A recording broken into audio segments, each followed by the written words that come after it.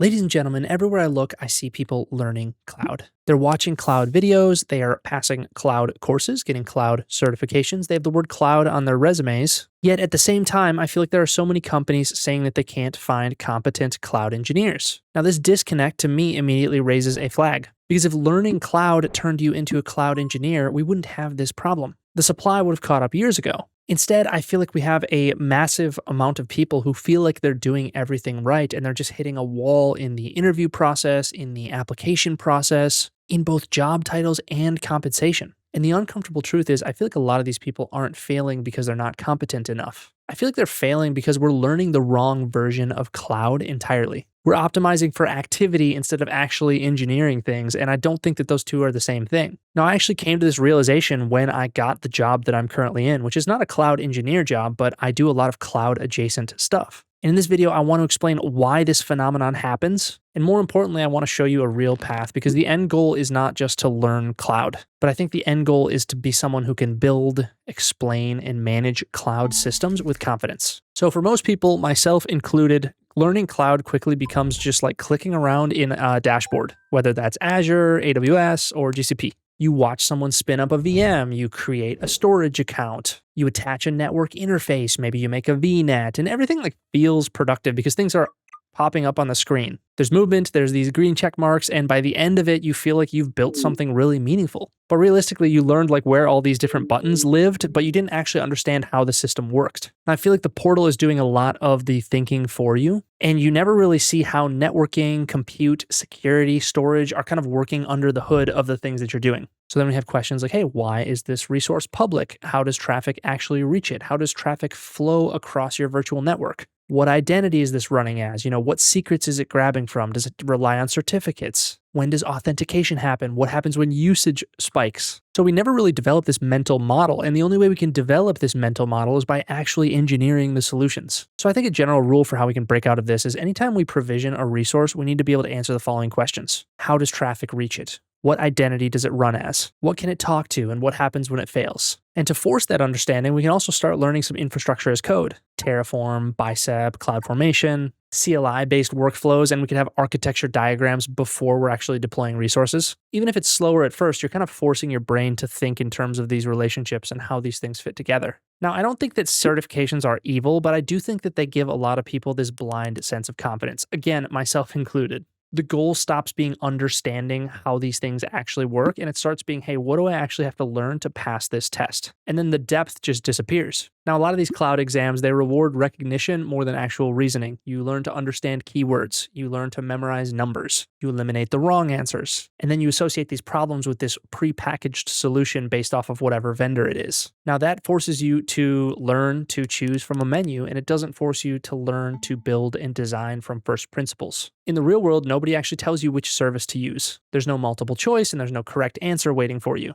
And again, I think that the dangerous part here is that in the real world, you've passed this exam and you have this sense of confidence before you actually have competence. You never really owned a system long enough to understand its ins and outs, and that can kind of be a dangerous position to be in. So instead, I would build a big, beautiful lab in a cloud of your choice, and then I would treat the certification kind of like a compression tool. So if a certification covers networking, you must design your own multi-tier network. It's got to have private resources, public resources, maybe one that calls home to your home. It's got to have routing, restricted access. You have to be able to diagram it and really understand how each of the resources fit together. If it covers identity, you've got to have multiple different identities. You've got to have IAM roles, least privilege, just-in-time access, policies that make sense in the context of the lab you're building. If it's security, maybe you purposefully misconfigure something, fix it, and then really just understand deeply how it works. The point is you have to be able to describe why the choices were made the way they were. If you're watching this because you want to get into cloud, one of the biggest mistakes I see beginners make is jumping into AWS certs, Azure certs, and random YouTube tutorials without having a structured and focused learning plan. And with that, I want to mention today's sponsor, Coursera. Coursera has cloud-focused professional certificates like the IBM Hybrid Cloud Architect Professional Cert, which is designed to help learners build practical cloud and hybrid cloud architecture skills. And that's important because becoming a cloud engineer is more than just memorizing services. You need to understand infrastructure, networking, security, architecture, automation, and how these cloud systems actually fit together. That's why I think structured learning can be so helpful. Instead of just bouncing between random tutorials, Coursera gives you a path you can follow so you can start building these fundamentals and connecting the dots. So if you're trying to learn cloud, I'll leave a link in the description where you can check out this IBM Hybrid Cloud Professional Architect Certificate. And you can also check out other cloud-focused courses. Coursera is also currently offering 50% off of their annual plus plan, and that's for a limited time. I'll leave that link in the description as well. Thanks again, Coursera. Big fan of what you guys are doing. Now let's get back into the video. Now, anybody who works in the cloud, I think, comes to the realization that cloud engineering isn't like some special different type of engineering. It's just systems engineering and systems design on somebody else's network and somebody else's infrastructure. So the interfaces are clean, new, and the marketing looks good, but the underlying problems are the same problems that engineers have always had to deal with. You're still designing systems that need to be secure, reachable, reliable. They need to have a certain amount of uptime, and they've got to be cost efficient and maintainable under these real world constraints. And I think that system thinking really forces you to think about all these issues of networking, identity, security, cost, and how you're going to manage all of these resources. So how can I learn systems thinking? Again, the answer is going to be you actually have to build out a real production ready lab.